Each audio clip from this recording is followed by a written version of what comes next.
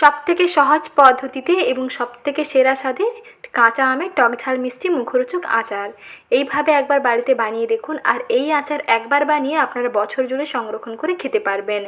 কোনো রকম ঝামেলা ছাড়া খুব সহজ পদ্ধতিতে এই আচারটা তৈরি করে নেওয়া যায়। তাই রেসিপিটি কোথাও স্কিপ না করে শেষ পর্যন্ত দেখতে থাকুন, আশা করি খুবই ভালো লাগবে। আর এইভাবে একবার আপনারাও বাড়িতে তৈরি করে ফেলুন। নমস্কার বন্ধুরা, আমি সাথী। আমার কিচেনের আবারও এক নতুন রেসিপিতে আপনাদের সবাইকে স্বাগত জানাই। আজকে রেসিপিতে বানিয়ে দেখাবো কাঁচা আমের দারুণ লোভনীয় আচার। তাহলে আর দেরি না করে আসুন রেসিপিটি দেখে নিন। কাঁচা আমের আচার বানাতে প্রথমেই লাগবে কাঁচা আম। আর এখন প্রচুর পরিমাণে কাঁচা আম পাওয়া যাচ্ছে, আর কাঁচা আম থাকতে থাকতে এইরকম আচারটা বানিয়ে ফেলুন। কাঁচা আম শেষ হয়ে গেলে কিন্তু এই আচার না বানালে ভীষণ আফসোস করতে হবে। আর এই আচারটা বানিয়ে আপনারা 1 বছরের বেশিও রেখে খেতে পারবেন। খেতে এত টেস্টি হবে এবং এর স্বাদ দেখবেন কোনো অংশেই কম হবে না। একবার হলেও আপনারা ট্রাই করে দেখুন, ভীষণ ভালো লাগবে। প্রথমে দেখুন কাঁচা আমের খোসা ছাড়িয়ে নিলাম, তারপরে আমগুলোকে এরকম টুকরো টুকরো করে কেটে নিয়েছি। আর আমগুলোকে এরকম আটি সমেত টুকরো টুকরো করে কেটে নিতে হবে। এখন এই কেটে নেওয়া আমগুলোর মধ্যে প্রথমে নুন ও হলুদটা মাখিয়ে নেব। প্রথমে দেখুন এর মধ্যে দিয়ে দিচ্ছি স্বাদ মতো লবণ আর দিচ্ছি হলুদ গুঁড়ো। এখানে মোটামুটি 500 গ্রাম আম আছে, সেই ক্ষেত্রে আমি 1 চা চামচ দিলাম লবণ আর 1 চা চামচ দিচ্ছি হলুদ গুঁড়ো। নুন ও হলুদ মেখে আমগুলোকে একটুখানি রেখে দিতে হবে, প্রায় ধরুন 30 থেকে 40 মিনিট, যাতে নুন ও হলুদ আমগুলোর মধ্যে ভালোভাবে ঢুকে যায়। তার জন্য প্রথমে দেখুন আমগুলোর গায়ে ভালো করে লবণ এবং হলুদ মাখিয়ে নিলাম, তারপর একটু ঢাকনা দিয়ে ঢেকে দিচ্ছি প্রায় 20 থেকে 30 মিনিটের জন্য। এতে দেখবেন আমগুলো বেশ নরম হয়ে যাবে আর আম থেকে অনেকটা নুন দেওয়ার পরে জল রিলিজ করবে, সেই জলটা কিন্তু ফেলে দেবেন, কারণ এই আচারে জল থাকলে কিন্তু আচারটা নষ্ট হয়ে যাবে। যেহেতু এটা 1 বছরের বেশি সংরক্ষণ করা হবে, তাই এটাকে এইভাবেই তৈরি করতে হবে। দেখুন আমগুলো থেকে যে জলটা রিলিজ হয়েছে সেই জলটা ছেঁকে নিয়ে এইরকম একটি একটি আমের টুকরোকে একটা থালার মধ্যে নিয়ে নিচ্ছি। তারপরে এগুলোকে চড়া রোদের মধ্যে দিয়ে দিতে হবে প্রায় 30 মিনিট পর্যন্ত। আধা ঘন্টার জন্য রোদের মধ্যে রেখে দেবেন, দেখবেন খুব সুন্দর শুকনো হয়ে যাবে। এই যে আমটা দেখছেন আগের থেকে আরও আকারে কিন্তু ছোট হয়ে যাবে আর বেশ শুকনো শুকনো হয়ে আসবে। আমগুলোর গায়ে কোনো রকম আর দেখবেন জল থাকবে না। আমের মধ্যে জল থেকে গেলে কিন্তু আচার নষ্ট হয়ে যাবে। তাই সবসময় খেয়াল রাখবেন, এই আচার যদি বেশি দিন সংরক্ষণ করতে চান তাহলে আমগুলোকে ভালো করে আগে রোদের মধ্যে শুকিয়ে নেবেন। এইরকম দেখুন ফাঁকা ফাঁকা করে আমগুলোকে থালার মধ্যে নিয়ে নিয়েছি। এখন চড়া রোদের মধ্যে রেখে দিচ্ছি, প্রায় 30 মিনিটের জন্য চড়া রোদের মধ্যে রেখে দেবো, বেশি হলেও ভালো। মোটামুটি আমগুলো যেন ভালোভাবে শুকনো হয়ে যায়। একটুক্ষণ পরে আবার আমগুলোকে একটু উল্টে পাল্টে নেবেন, যাতে আমের সব দিকটা ভালোভাবে শুকনো হয়ে যায়, সেটা খেয়াল রেখে ভালো করে আমটাকে শুকিয়ে নেবেন। আমগুলোকে রোদের মধ্যে দিয়ে দিয়েছি আর এদিকে একটা মশলা রেডি করে নিচ্ছি। তার জন্য কড়াইতে দিয়ে দিচ্ছি দেখুন 2 চামচ গোটা জিরে, 2 চামচ মৌরি, আর নিচ্ছি 1 চামচ গোটা 5 ফোড়ন। আর এখানে 1 চামচ গোটা ধনেও দিয়ে দিতে পারেন, তবে এখানে আমার ধনে পাউডারটা আছে তাই সবশেষে আমি এই মশলার সঙ্গে অ্যাড করে দেব। আর দিলাম কয়েকটা শুকনো লঙ্কা, দিয়ে একসঙ্গে ভালো করে ভেজে নিতে হবে। সব কিছু গোটা মশলাকে এরকম শুকনো কড়াইতে কিছুক্ষণ নাড়াচাড়া করার পরে দেখবেন মশলা থেকে খুব সুন্দর একটা ভাজা ভাজা গন্ধ বেরোবে এবং মশলার কালারটাও অনেকটা চেঞ্জ হয়ে আসবে। আবার এই মশলা বেশি লাল করে ভাজতে যাবে না, তাহলে কিন্তু তেতো হয়ে যাবে। তাই এইরকম দেখুন লাল লাল করে ভেজে তুলে নিলাম। তারপর একটু ঠান্ডা করে নিয়ে তারপরে মিক্সার গ্রাইন্ডারে গুঁড়ো করে নিতে হবে। আর আচারি মশলা একটু আধা ভাঙা করে গুঁড়ো করবেন, খেতে দেখবেন দারুণ লাগবে আর সেন্টটাও দুর্দান্ত হবে।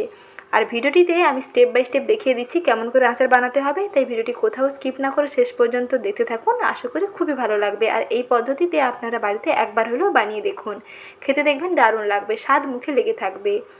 এই মশলার সঙ্গে আমি 1 চামচ দিয়ে দিলাম ধনে গুঁড়ো। সমস্ত কিছু একসঙ্গে মিশিয়ে নিলেই আচারি মশলা একেবারেই রেডি। এখন আচার বানানোর প্রসেসে চলে যাচ্ছি। আর দেখুন আমগুলো আগের থেকে কত সুন্দরভাবে শুকনো হয়ে গেছে। প্রায় 30 থেকে 40 মিনিট রোদ দেওয়ার পরে দেখুন আমগুলো খুব সুন্দরভাবে শুকনো হয়েছে। মাঝে আমি 2 থেকে 3 বার একটু উল্টে পাল্টে নিয়েছি। আমগুলোকে উল্টে পাল্টে নেওয়ার কারণে আমের সবটা দিক দেখুন খুব ভালোভাবে শুকনো হয়ে গেছে। আমের গায়ের কোনো রকম দেখুন জল ভাব নেই। হাতের মধ্যে নিয়ে এরকম দেখে নেবেন, কোনো রকম যাতে ভেজা ভেজা না লাগে সেটা খেয়াল রাখবেন। আমটা একেবারে রেডি, এখন আচার বানিয়ে নিচ্ছি। কড়াইতে দিয়ে দিলাম সর্ষের তেল। সর্ষের তেলের মধ্যে প্রথমে দিলাম 3টে শুকনো লঙ্কা আর দিচ্ছি 1 চামচ 5 ফোড়ন। ফোড়ন দিয়ে তারপরে আমগুলোকে তেলের উপরে দিয়ে দিচ্ছি।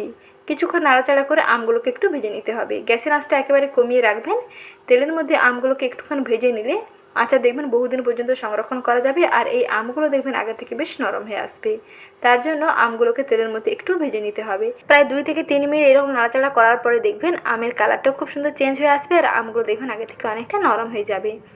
কিছুক্ষণ এরকম নাড়াচাড়া করার পরে দেখুন আমগুলো সুন্দর ভাজা ভাজা হয়ে গেছে। এর থেকে বেশি আর ভাজবে না, বেশি ভাজলে কিন্তু আমটা শক্ত হয়ে যাবে আবার, তাই বেশি কিন্তু ভাজবেন না। আমের ওপরটা একেবারে শক্ত হয়ে যাবে, আমটা সেই রকম ভালো আচারটা তৈরি হবে না, তাই বেশি ভাজবেন না। এই পর্যায়ে এর সঙ্গে মিশিয়ে নিতে হবে গুড়। গুড় এখানে শুকনো অ্যাড করবেন না, প্রথমে গুড়কে ভালো করে একটু জল দিয়ে ফুটিয়ে নেবেন। বেশ ভালো করে ফুটিয়ে নিয়ে সেই ফুটন্ত জল মিশ্রিত গুড়কে এর সঙ্গে অ্যাড করবেন, তাহলে গ্রেভিটা খুবই ভালো হবে। আর এর সঙ্গে একটি চা চামচে 1/3 ভাগ লবণ মিশিয়ে নিলাম। তারপরে দেখুন কিছুক্ষণ জাল দেওয়ার পরে যখন এইরকম ফুটতে থাকবে, সেই ফুটন্ত পর্যায়ে মিশিয়ে নিতে হবে মশলা। প্রথমে আমি অর্ধেকটা মশলা দিয়ে দিচ্ছি, তারপরে আর একটু মশলা সব শেষে দেবো। এইভাবে আচারটা বানালে আচারের মধ্যে এই মশলার সেন্টটা দুর্দান্ত লাগবে। প্রথমে কিছুটা মশলা দিয়ে এইরকম মেখে নেবেন, বেশিরভাগটা দিয়ে দেবেন, প্রায় 4/3 মশলা এখানে দিয়ে দেবেন, দিয়ে কিছুক্ষণ আমগুলোর সঙ্গে ফোটাবেন। তারপরে সবশেষে আর যে 1 ভাগ থাকবে সেটা সবশেষে দিতে হবে, তাহলে আচারে মশলার সেন্টটা দেখবেন দারুণ লাগবে। কিছুক্ষণ জাল দিয়ে নিচ্ছি, কিছুক্ষণ জাল দিয়ে নেওয়ার পরে দেখুন কালারটা কত সুন্দর এসেছে। এই আচারে আমি কোনো রকম চিনি ব্যবহার করলাম না, এটা গুড় দিয়ে বানালাম। গুড় দিয়ে বানালে আচারের কালারটা খুবই সুন্দর হয়, টেস্টও দুর্দান্ত হবে আর কালারও খুবই সুন্দর হবে, আর খুব কম সময়ে এবং ইজিলি আপনারা বানাতে পারবেন। তারপরে গ্যাসের আঁচটা কমিয়ে কিছুক্ষণ এইরকম ফুটিয়ে নিচ্ছি। গ্যাসের আঁচটা কমিয়ে রাখবেন আর কন্টিনিউয়াস এরকম খুন্তিটা দিয়ে নেড়েচেড়ে রাখবেন, যাতে নিচে না লেগে যায়। গুড় যাতে নিচে না লেগে যায় সেটা খেয়াল রেখে বারবার এরকম উপর নিচে করে নেড়েচেড়ে রাখবেন। আর গুড় নিচে লেগে গেলে কিন্তু আচারটা তেতো হয়ে যাবে আর পোড়া পোড়া গন্ধ ছাড়বে, তাতে কিন্তু আচারের টেস্ট সম্পূর্ণ হারিয়ে যাবে, তাই বারবার খুন্তিটা দিয়ে নেড়েচেড়ে রাখবেন। আর সবশেষে দেখুন আমি দিয়ে দিচ্ছি আর বাদবাকি মশলাটা সবশেষে দিয়ে আবার ভালো করে একসঙ্গে মিশিয়ে নেব। আর এই গুড়ের মধ্যে দেখুন আগে থেকে কত সুন্দরভাবে পাক এসে গেছে। গুড় কিছুক্ষণ নাড়তে নাড়তে দেখুন আচারটা বেশ চটচটে হয়ে এসেছে, আর সেটা আমি একটু চেক করে নিচ্ছি। প্রথমে 1 চামচ একটা বাটির মধ্যে নিয়ে একটু চেক করে নেবেন যে মশলা এবং তেলটা সম্পূর্ণ আলাদা হয়ে যাচ্ছে কিনা, তাহলে বুঝতে পারবেন যে আচারটা একবারে হয়ে আসছে। মশলা এবং তেল যখন সম্পূর্ণ এরকম আলাদা হয়ে যাবে এবং হাতের মধ্যে একটু নিয়ে চেক করে নেবেন যে চটচট লাগছে, তাহলেই বুঝতে পারবেন যে আচার রেডি। আর এই রকম গ্রেভি রেখে আচারটাকে নামিয়ে নেবেন, কারণ এটা ঠান্ডা হয়ে যাওয়ার পরে কিন্তু আরও একটু টেনে যাবে, তাই এই পর্যায়ে আচারটাকে নামিয়ে নিচ্ছি। এই আচারের রেসিপিটি অজানা হলে বাড়িতে একবার বানিয়ে দেখতে পারেন, খেতে দারুণ লাগবে। গ্যাসের ফ্লেম বন্ধ করে দিয়েছি, এখন দেখুন তেল এবং মশলা সম্পূর্ণ আলাদা হয়ে যাচ্ছে। এই রকম মশলার উপরে তেলটা ভেসে ভেসে থাকবে, তাহলে এই আচারটা অনেকদিন পর্যন্ত আপনারা সংরক্ষণ করে রাখতে পারবেন। কাঁচা আম থাকতে থাকতে এইরকম লোভনীয় আচারটা বাড়িতে ঝটপট তৈরি করে ফেলুন। একবার বানিয়ে আপনারা বছর জুড়ে খেতে পারবেন, মন ভরে খাবেন একবার বানিয়ে নিয়েই। এখন একটি প্লেটে সার্ভ করে নিচ্ছি। কালারটা দেখুন বন্ধুরা কতটা সুন্দর পারফেক্ট হয়েছে। কালারটা যেমন সুন্দর হয়েছে আর স্বাদও তেমনি দুর্দান্ত হয়েছে। তাহলে আর দেরি না করে ঝটপট বাড়িতে তৈরি করে ফেলুন। কাঁচা আম ফুরিয়ে গেলে কিন্তু ভীষণ আফসোস করতে হবে। কাঁচা আম থাকতে থাকতে এই আচারটা বানিয়ে বছর জুড়ে সংরক্ষণ করে ফেলুন।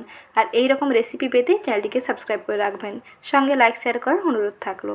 ভালো থাকবেন, আবারও শীঘ্রই হাজির হচ্ছি নতুন রেসিপি নিয়ে। পরবর্তী রেসিপি দেখার আমন্ত্রণ রইল। ধন্যবাদ।